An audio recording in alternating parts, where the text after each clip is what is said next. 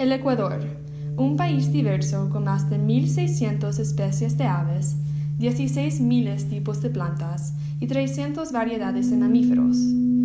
Pero la mayor diversidad del Ecuador radica en su gente. En este pequeño país de 283.560 kilómetros cuadrados hay 5 grupos étnicos, alrededor de 11 lenguas indígenas y una población de 16.4 millones de personas que viven, respiran y crean juntos. Esta interculturalidad presenta desafíos y oportunidades únicos.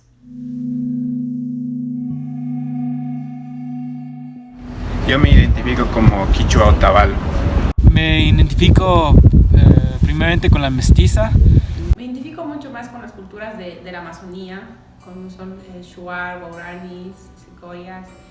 Y también soy quichua, ¿no? Soy mestiza, pero crecí con la cultura quichua. Cultura es la variedad o formas de vida que existen de distintos grupos que habitamos en el planeta Tierra. Para mí la cultura es importante porque es con lo que tú creces, con lo que tú vives y es lo que a ti te marca a futuro. Desde la época colonial, había una división clara entre varios grupos étnicos. Su raza determinaba su trabajo, sus derechos y su posición social. Había una pirámide social que consistía de los blancos, los criollos, los mestizos, los indígenas y los negros. En los siglos siguientes muchos cambios ocurrieron. Hoy en día los grupos raciales principales son los mestizos, euroecuatorianos, afroecuatorianos y amerindios. Ecuador, a pesar de ser un país chiquito, es un país muy diverso que nos permite aprender el uno del otro. Podemos aprender de las tradiciones. Tenemos tantas tradiciones de diferentes comunidades y de diferente identidad, y sin embargo nos sentimos parte de eso.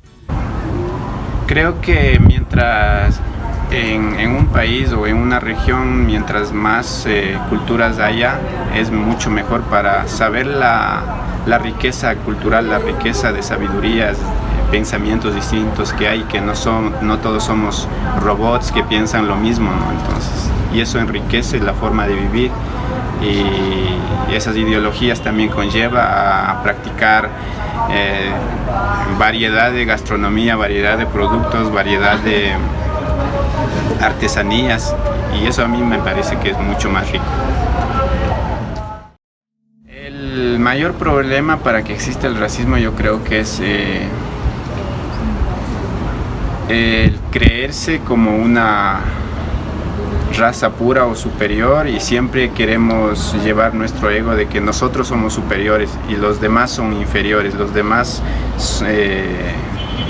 no saben lo que nosotros sabemos. Me junté con las otras chicas de mi pueblo, y las chicas de mi pueblo pensé que eran mis amigas, nos llevábamos, hablábamos, y un día salimos a un receso y ahí las chicas me empezaron a reírse de mí y yo no entendía qué estaba pasando. Y cuando me acerqué a ellas me dijeron que ya no querían juntarse conmigo porque yo era negra y que era indígena. Me quedé en shock, dije, ¿cómo? O sea, son mis amigas. Yo sufrí demasiado racismo, a mí me golpeaban incluso solo porque yo era indígena, me decían indio, esto, sucio y esto. Trabajaba, por ejemplo, con mi mamá por la necesidad, y en el trabajo igual nos maltrataban totalmente. Recién, incluso habiéndome graduado, yo estaba trabajando en una universidad acá cerca, inclusive ahí a mí todavía me rechazaban, inclusive gente que había estudiado PhD y todo eso, ¿no? Entonces académicos igual, sí he tenido mucho racismo. Y me dijeron, tú no perteneces a nosotros, tú eres una india longa. Y yo realmente me sentí, no sé, incómoda ese momento porque me quedé en shock, ¿no? Sin palabras, fue duro, muy duro. Y realmente me dolió, llegué a casa llorando y le conté a mi mamá, dije, mamá, me acaban de decir esto porque yo no sé qué soy, no soy negra, tampoco soy indígena, tampoco soy mestiza, realmente no sé qué soy. Cuando existe alguien de cultura shuar o una persona de una comunidad indígena no muy conocida, son más propensos a ser burlados, son propensos a que les cobren más por menos cosas, y además son fácilmente identificados pero sin embargo no en el buen sentido.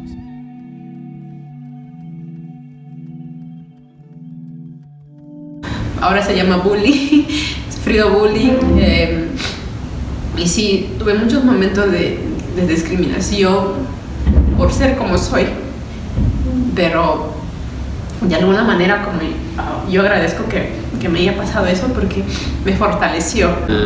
No sé si sueño sería como lograr vivir realmente en esta interculturalidad,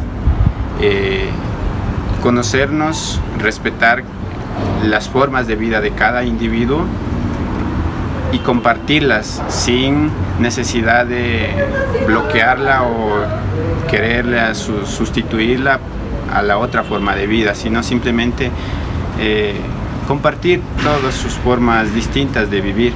Ese es un sueño, pero hoy en día, debido a estos nuevos planes de inclusión, ya no se nos hace tan diferente ni tan difícil ver que existe el idioma shuar, el idioma de las comunidades indígenas en la televisión, o que se escuche en el radio este lenguaje, o que existen escuelas para ellos o colegios para ellos, y pues forma parte de nosotros, se vuelve algo normal y parte de la identidad ecuatoriana, y creo que eso es un paso muy diferente a lo que nuestros antecesores vivían. Yo creo que con lo que más se identifica el ecuatoriano es que es diverso, y es irónico porque no es solo una cosa, son muchas cosas juntas con las que nos podemos identificar.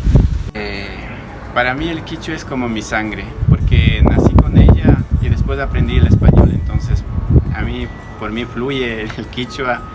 Apenas llego a la comunidad, a mí automáticamente me sale el quichua y no el español. Inclusive a veces pienso en quichua y después por la boca me sale el español o el inglés. Entonces sí, para mí es muy importante, es mi sangre. Realmente lo que tú eres es por cómo creciste, por cómo tú eres. Entonces yo realmente crecí como una mujer indígena, una niña indígena, adolescente indígena, y eso soy. Ahorita soy indígena y me considero indígena, sé el idioma y me encanta mi cultura.